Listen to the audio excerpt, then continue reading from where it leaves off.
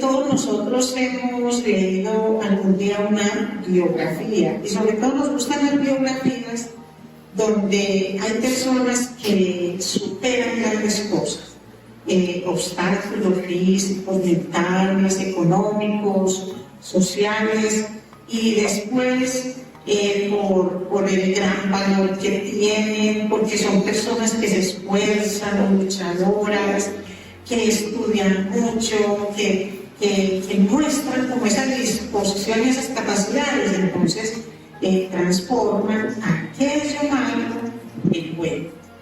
Y bueno, nos gusta leer ese tipo de historias, aunque a veces decimos, estas personas parecen inalcanzables, parece como imposible que en mi realidad, en mi contexto, yo pueda hacer todo eso que esta persona hizo. Las admiramos. Y con eso trabajan muchos escritores de biografías. Son hombres reales, con vidas reales, que muestran que la transformación que tienen, el cambio de circunstancias que tienen, es por sus propios méritos y esfuerzos. Pues la Biblia también nos trae historias reales, de hombres reales, vidas que son reales, pero una inmensa diferencia. Y es que aquí, como lo vamos a ver esta noche, es una historia de la caída de un hombre, pero que es restaurado por el poder de Dios, que humanamente no fue un esfuerzo que él hizo, sino el efecto del amor y de la palabra del Señor. Vamos entonces, mis amados, al Evangelio de Marcos, capítulo 14. Y vamos a leer desde el versículo 66. Y dice así la palabra del Señor. Estando Pedro abajo en el patio, vino una de las criadas del sumo sacerdote. Y cuando vio a Pedro que se calentaba, mirándole, dijo: tú también estabas con Jesús el Nazareno. Mas él negó, diciendo: no le conozco, ni sé lo que dice. Y salió a la entrada y cantó el gallo. Y la criada, viéndole otra vez, comenzó a decir a los que estaban allí: este es de ellos. Pero él negó otra vez. Y poco después, los que estaban allí dijeron otra vez a Pedro: verdaderamente tú eres de ellos, porque eres Galileo y tu manera de hablar es semejante a la de ellos. Entonces él comenzó a maldecir y a jurar: no conozco a este hombre de quien habláis. Y el gallo cantó la segunda vez. Y entonces Pedro se acordó de las palabras que Jesús le había dicho: antes que el gallo cante 2 veces, me negarás 3 veces. Y pensando en esto, lloraba. Y Señor, gracias por esta humillación de Pedro consignada en las Escrituras. Es tu Espíritu Santo, Señor, trayendo enseñanzas a nuestras vidas por medio de la vida de un hombre real, un hombre que se muestra tan vulnerable como es, para luego ser exaltado de la manera que el Señor lo hizo. Ayúdanos, Señor, a no quedarnos criticando a Pedro, sino que tú esta noche nos permitas entender cómo fue ese proceso y qué hiciste, Señor, con los pedazos que quedaron del corazón de este hombre, que podamos traerlo a nuestras vidas. Es nuestra petición en esta noche, amado Señor. Amén. Muy bien, mis amados. Lo que vemos nosotros con este tema de Pedro es de la negación a la restauración. Hasta allá vamos a llevar.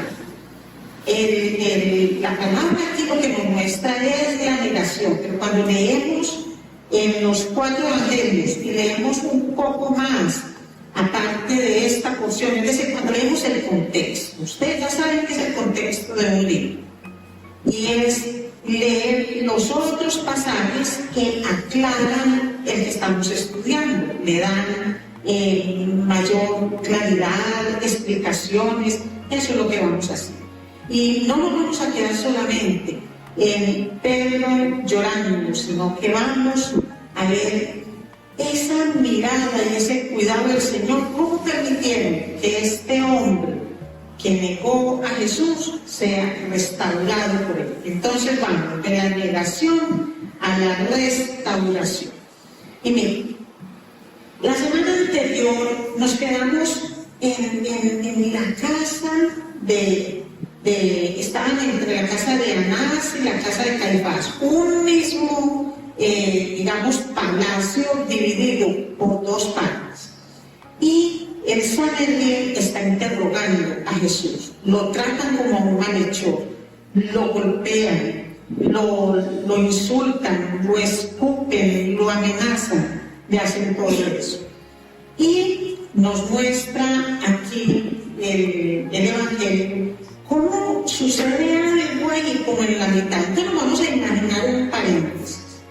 Nosotros sabemos que al Señor le hicieron dos tipos de juicio. Uno que se lo hicieron los sacerdotes, es el juicio religioso. Viene ese paréntesis que es la negación de Pedro, que es la que hoy vamos a ver, y posteriormente veremos la otra semana el segundo juicio, que es el juicio político, donde decretan la muerte del Señor. Bueno, ya aquí los sacerdotes lo dijeron, pero ellos no podían ejecutar esa sentencia, tenía que ser el gobierno romano. Entonces nos vamos a concentrar en esa parte, pero recordemos en dónde está.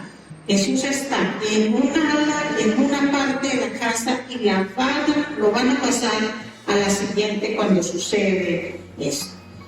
Entonces, uno dice, bueno, es que esta negación de Pedro fue algo absolutamente vergonzoso. Pero esto no fue algo que sucedió de forma instantánea. Y por eso es importante que nosotros lo tengamos para nosotros.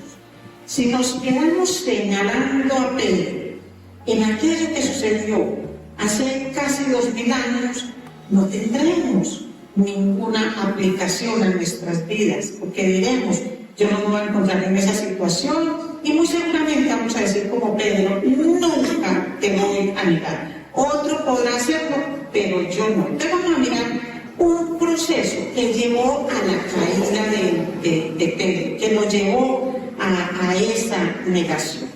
Entonces lo primero es que Pedro se sintió mucho más fuerte que los demás. Yo creo que todos recordamos que él creía demasiado en él mismo y al mismo tiempo creía muy poquito en las advertencias de Jesús. Y es por lo siguiente. Todo esto ahí está en Marcos 14. Entonces Jesús le dijo, versículo 37, todos os escandalizaréis de mí esta noche, porque escrito está, heriré al pastor y las ovejas serán dispersadas.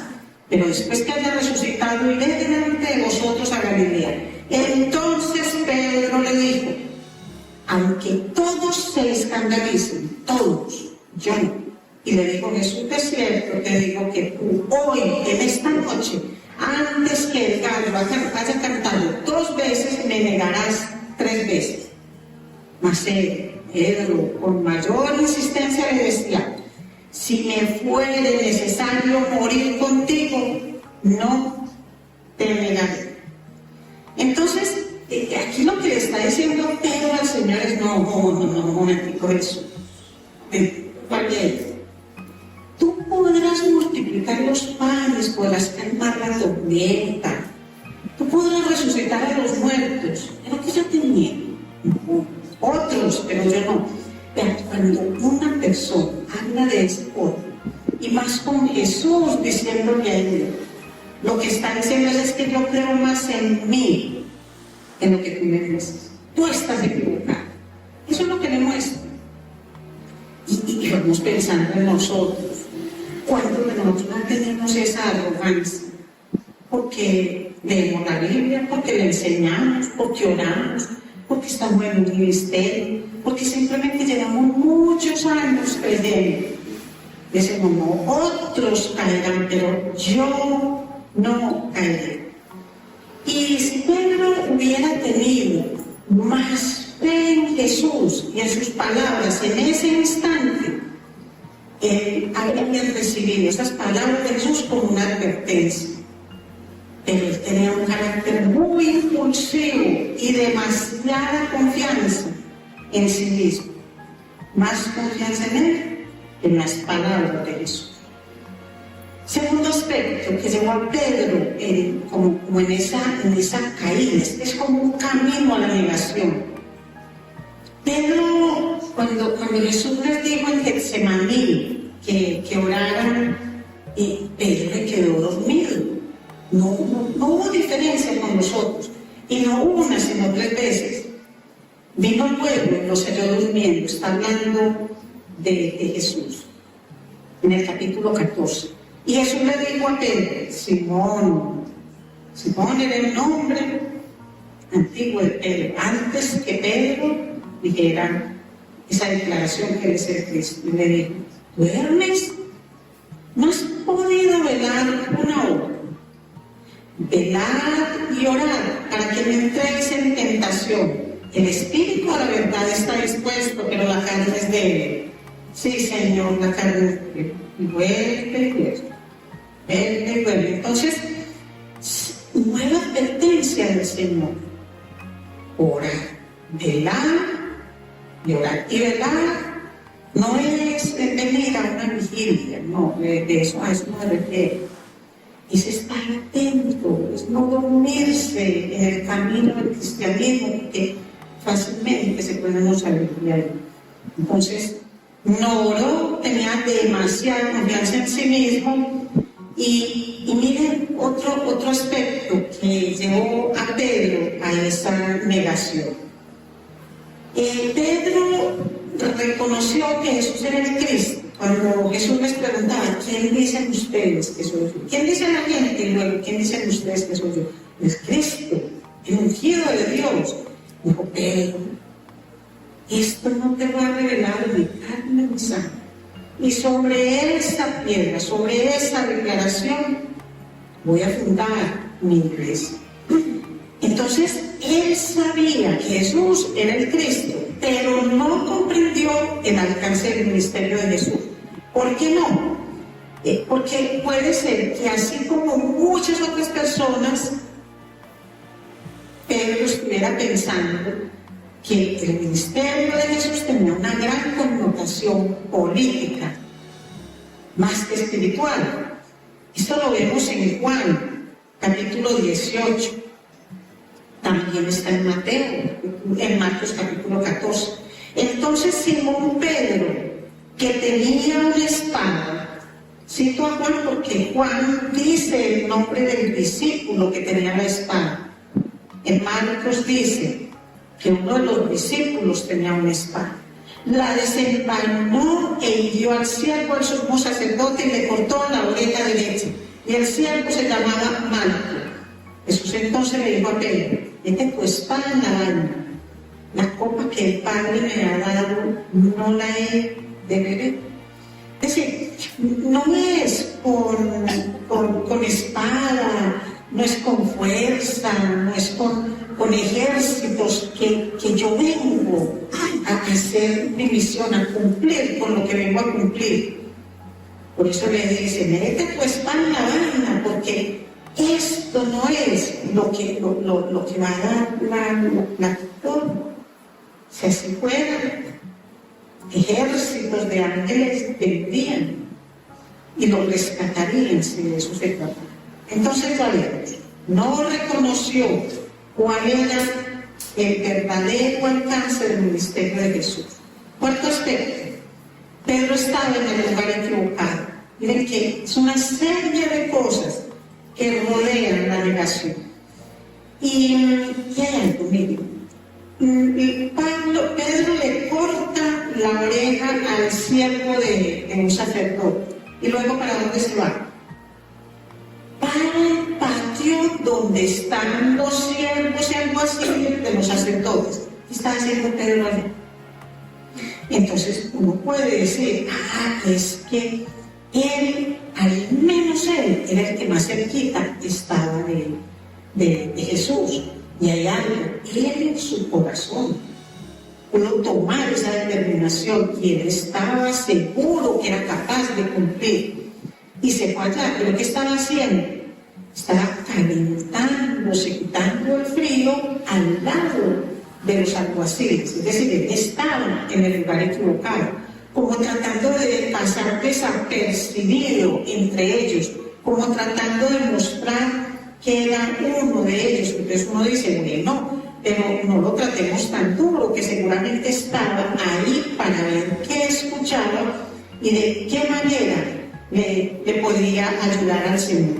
Pero la verdad es que el Señor les ha dicho a todos ellos que en ese punto donde él iba, ese camino a la cruz que él iba a llevar, ahí con él no podían estar.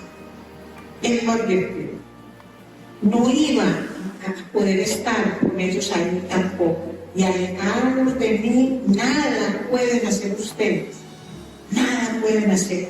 Entonces, vemos cómo él estaba en el sitio equivocado y con las personas equivocadas. Miramos el quinto aspecto. Y es que a Pedro lo cogieron por sorpresa. ¿De qué forma? La pregunta de la criada lo cogió por sorpresa. Y la manera como él respondió fue para protegerse. Esa es la respuesta del cobarde. Eso fue lo que él hizo. Entonces, esta parte la podríamos mirar como un contraste. Por eso les decía, vamos a tener en mente dónde estaba Jesús.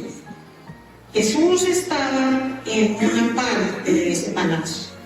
¿Y quiénes estaban allá con él? Estaban los que le intimidaban, los alguaciles que le arrancaban la barba, le pegaban, lo escupían, lo amedrentaban. Estaban todos contra él. ¿Y cómo fue la respuesta de él?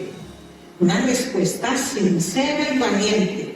Sí, yo soy el Cristo.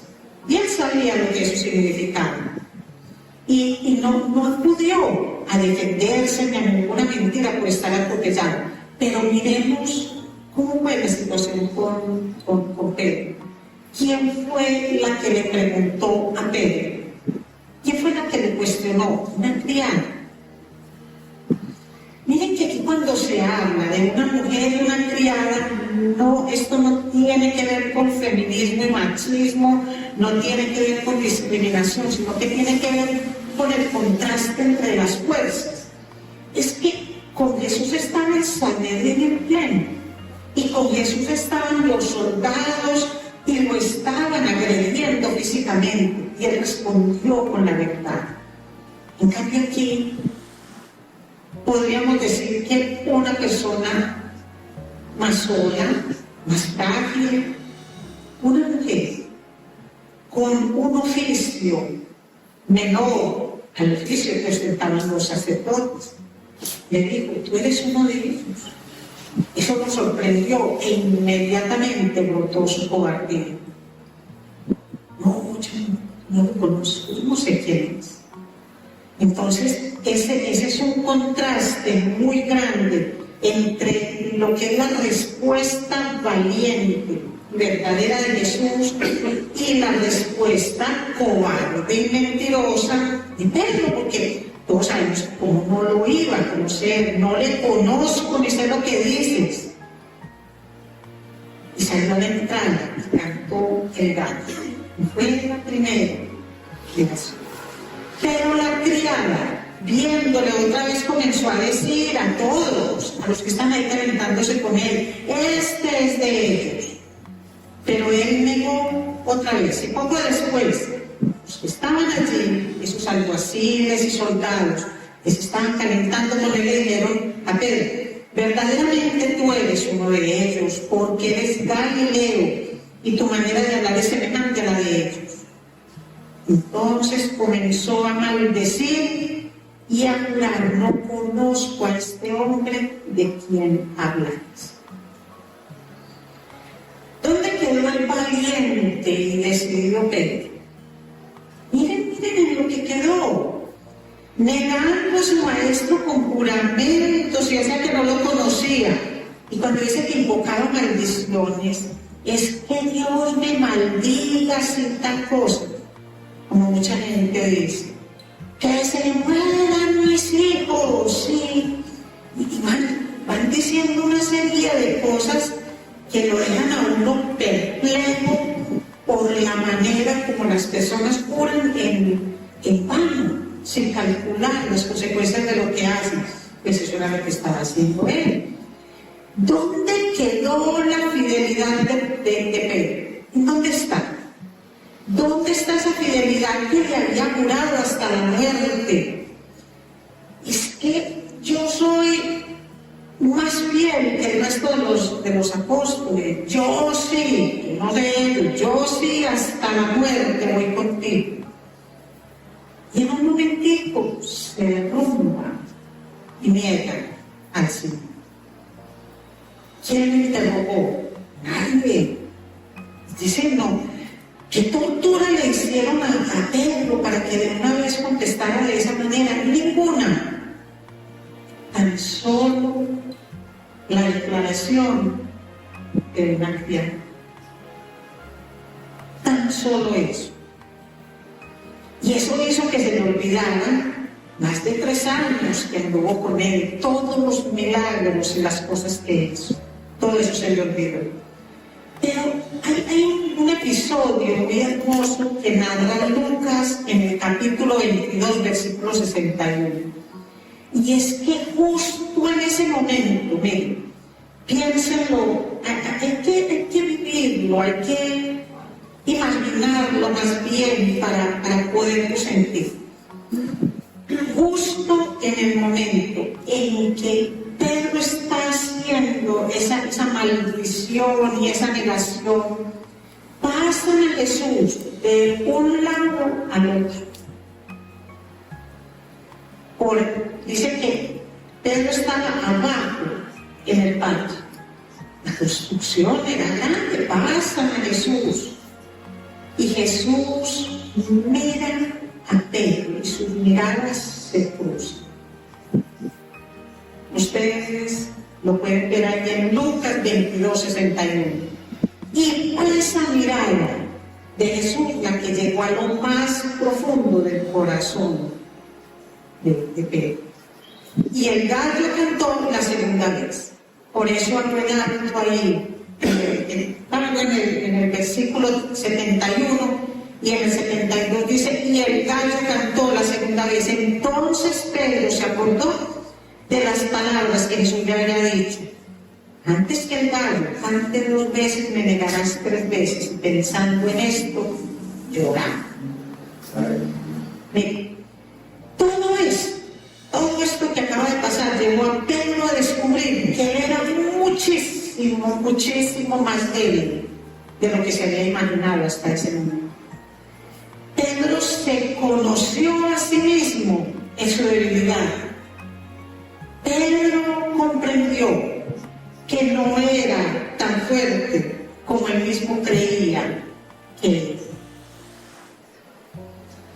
Y hay algo. Cuando el apóstol Pablo en 1 Corintios dice que el que piensa que esté firme, mire que no caiga, esto es algo que lo vivió Pedro. Ahora Pedro no lo leyó. Estas cosas fueron posteriores, ¿cierto? Pero esa es una aplicación para la palabra y una enseñanza para nosotros. Pero miremos ese lloraba de Pedro. Ese lloraba fue de inmediato cuando recordó las palabras del Señor y pensando en esto lloraba. Es decir, en Pedro lo que se ve es un arrepentimiento. A Pedro le duele, Pedro recuerda. Y hay que pensar qué sentimientos empezaron a moverse en Pedro. Eso debía haber sido algo horrible. Es decir, como todo un sentimiento de amargura por lo que había dicho, pero yo por qué dije esto, pero por qué no tuve valor, si yo delante de él y delante de los otros prometí que hasta la muerte iba a ir con él, y como ahora me digo que no. Y esa mirada del Señor cuando pasó, que con plena seguridad, que no era una mirada de esas que recriminan y que le dicen a uno, si ves que te lo dije, no, sino que debe haber traído a la mente aquello que el Señor dijo, Satanás nos está pidiendo para zarandearnos, está pidiendo, pero yo oro para que tú conserves la fe y que cuando vuelvas a mí vayas y restaures a tus compañeros de trabajo. Todo eso, todas esas cosas deben haberse venido a la mente de Pedro. Pedro se arrepintió. Él no esperó, él no se fue por allá como a meditar y a ver si de pronto el tiempo pasaba y eso se olvidaba. No, él entendió la magnitud de lo que acababan de hacer. Pero ahí no termina todo, no termina en el arrepentimiento y en Pedro llorando, porque si nosotros ahí como termina en esta parte, decimos hasta aquí llegamos, sí, vemos a un Pedro que llora. Igual nosotros vimos a un Judas que se fue, ¿cierto? Y un Judas que se ahorcó, porque fue un Judas que pudo estar lleno de remordimientos, pero fue un Judas sin un verdadero arrepentimiento, y sobre todo un Judas que no buscó ser restaurado. En cambio, en Pedro hubo restauración. Y hay algo, el perdón, cuando nosotros traemos eso a nuestras vidas, nosotros decimos, bueno, pero cuando yo niego al Señor, que tantas formas de negarlo, mis amados, tantas maneras de negar. Cuando pudiendo hablar de alguien del Evangelio no lo hacemos, porque no es el momento, porque qué dirá la persona, porque qué va a pensar esa persona de mí, porque no es como lo apropiado para la circunstancia en la que estamos negando al Señor. Nosotros negamos al Señor cuando la gente que nos conoce nos ve más identificados con aquellos que se mueven en nuestro propio medio y que son incrédulos, mucho más identificados con ellos que con la misma palabra del Señor, con la imagen del Señor, con lo que Él nos pide que seamos, que hagamos. Eso es negar al Señor. Entonces, ¿qué es lo que hacemos nosotros? Nosotros nos acercamos al Señor con verdadero arrepentimiento y con fe que obtenemos el perdón. No solamente de negar al Señor, sino de cualquier pecado que nosotros cometemos. Pero la restauración no es tan inmediata como ese perdón. Porque yo puedo arrepentirme de verdad de corazón y tener mi fe en aquel al que le estoy pidiendo perdón, pero la restauración se puede demorar un poco más. La restauración es en lo que más, si pudiéramos aplicar el término, se rajan los creyentes. Porque el creyente tiene fe, el creyente conoce al Señor, el creyente llega inclusive hasta el arrepentimiento, pero no permite que se dé la restauración, porque muchas veces confunden el arrepentimiento con el remordimiento o con el sentimiento de culpa. Y cuando es el sentimiento de culpa, ese dolor que la persona no sabe identificar, la persona se aleja, y no solamente se aleja de la iglesia y de sus hermanos, sino que sobre todo empiezan a tomar distancia con Dios. Y alejados de Dios, nada podemos hacer. Y es que el primer paso para nosotros llegar a una restauración es entender que el Señor nos conoce más de lo que nos conocemos a nosotros mismos. Eso fue clave en Pedro. Una de las cosas que Pedro entendió y que le permitió ser restaurado es que él entendió, él reconoció que Jesús lo conocía muchísimo mejor de lo que él se conocía. Y recordó seguramente esas palabras que les dije ahora acerca de que él mismo le iba a dar la oportunidad de ser restaurado. Porque cuando Jesús le dice: yo he rogado por ti que tu fe no falte, y tú, una vez vuelto, confirma a tus hermanos. Eso está en Lucas capítulo 22.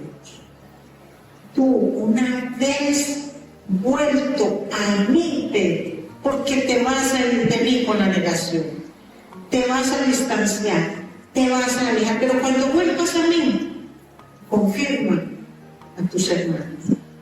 Jesús sabía todo lo que iba a pasar y por eso se lo estaba advirtiendo.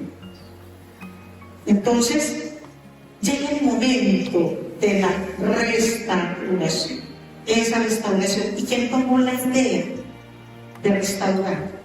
¿De quién fue la idea de la restauración? No fue de Pedro. Pedro no dijo: ay, voy a buscar al Señor, voy a ver de qué manera puedo comunicarme con Él. No.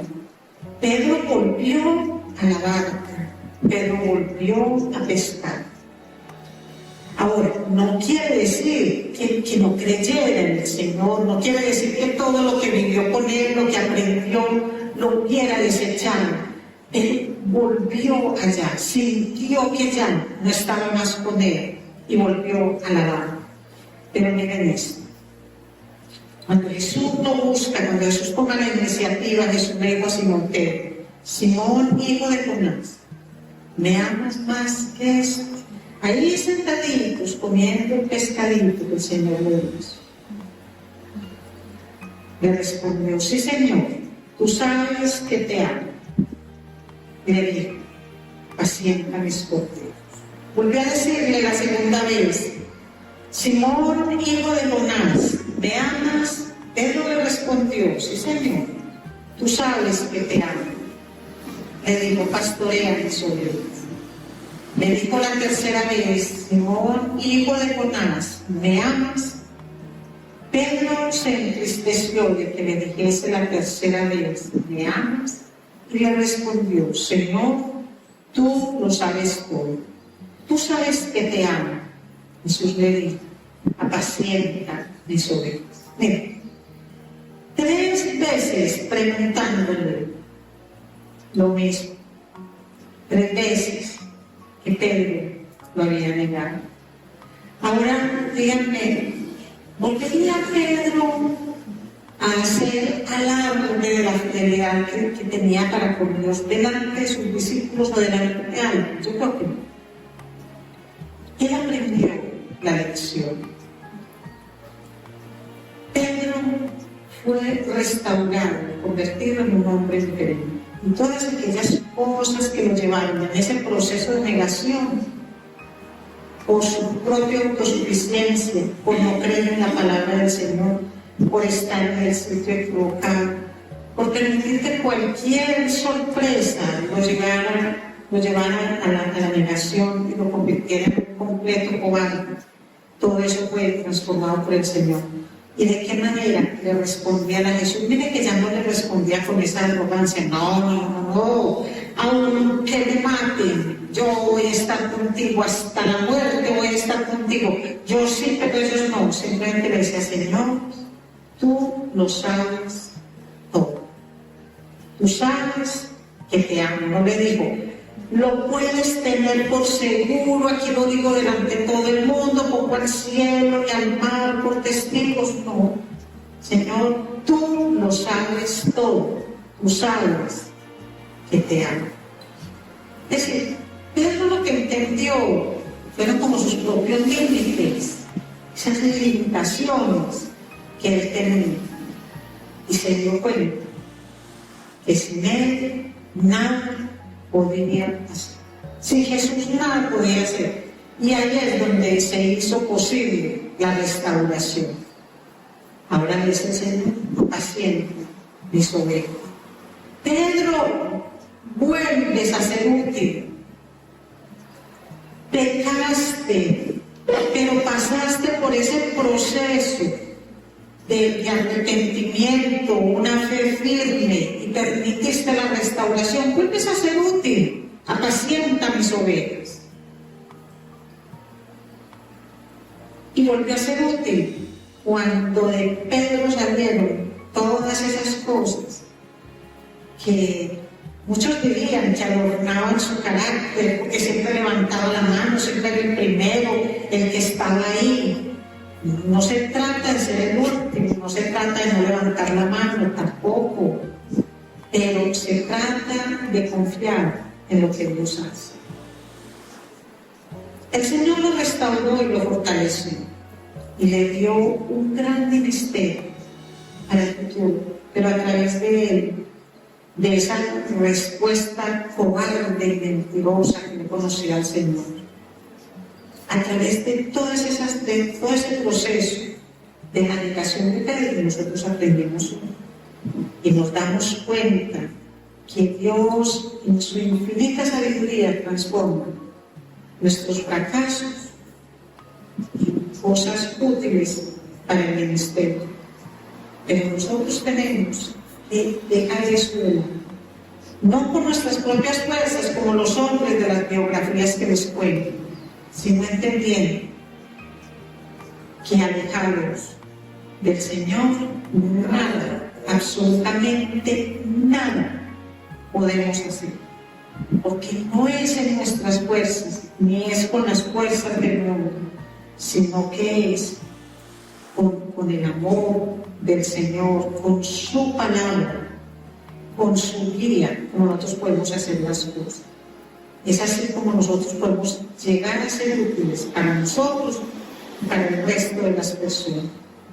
Entonces, cuando nosotros veamos a un hermano que cae, no lo alejemos, por el contrario, llevémoslo a que se vuelva a encontrar con el Señor.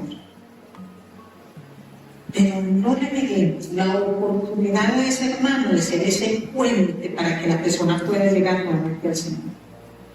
Porque hay muchas personas que, como Pedro, simplemente se alejan, se van, esperando como que el tiempo pase, y no es de esa forma, es el contacto con Cristo el que permite que la persona sea restaurada y nuevamente útil para el ministerio. Recordemos que todos somos sacerdotes y todos tenemos el cargo de la gran comisión.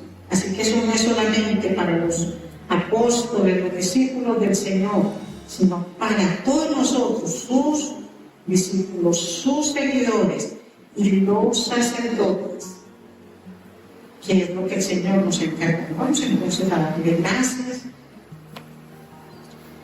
y miremos en este momentico procesos que hemos tenido en nuestro pecado.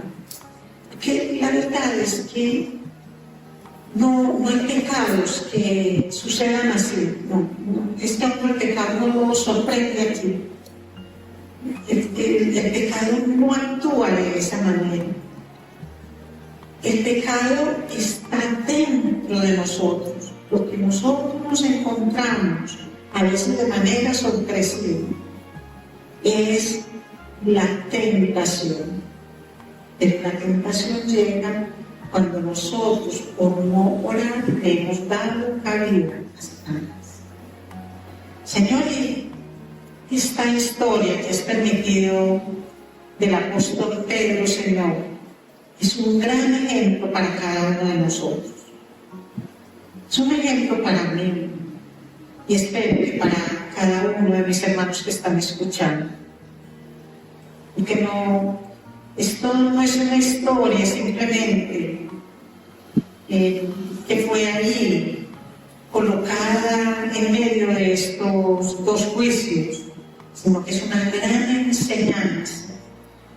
enseñanza de lo que es el cuidado de Dios aún en medio de tanto suplicio que estaba sufriendo nuestro Señor Jesús.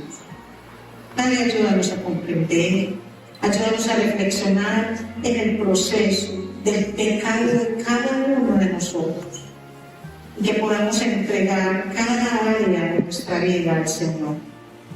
Que creamos en su palabra, en sus mandamientos, que son esas vallas protectoras para nuestra vida, para que no nos dañemos ni a nosotros mismos ni al resto de las personas, para que no afectemos esa relación contigo que es indispensable, Padre hermano. Ayúdanos a comprender cabalmente estas historias, ponerlas en práctica en nuestras vidas. Te lo pedimos en el nombre poderoso de Cristo Jesús. Amén.